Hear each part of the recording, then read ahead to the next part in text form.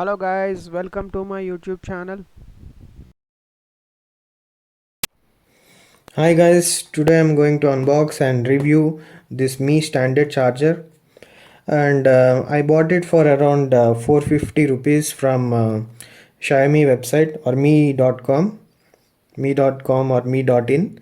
So the reason for buying is I already had Petron 18-watt charger, but it was not fast charging my power bank, so I had to buy this 18-watt Mi charger so that my Redmi power bank gets charged. So let's see what is written on this box. It is a Mi Standard charger, Qualcomm Quick Charge 3.0, BIS certified, 380 volt surge protection, overheat protection, made in India. इधर लिखा है कि 599 rupees है, but I got it for 449 rupees. चलो देखते हैं इसमें.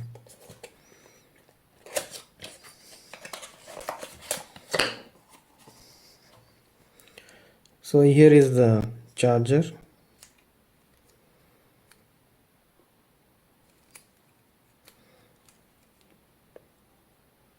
Yeah, as you can see here, output is 5 volts and 3 amperes. So it's around 18 watts.